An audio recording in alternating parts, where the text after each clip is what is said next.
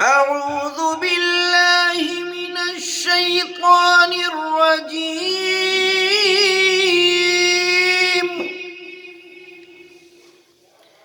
بسم الله الرحمن الرحيم.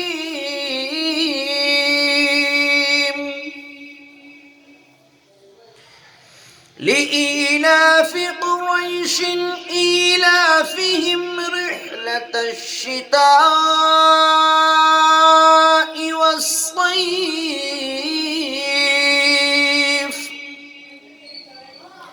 فليعبدوا رب هذا البيت الذي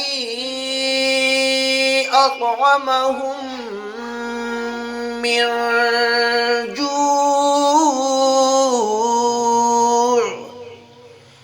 وآمنهم من خوف.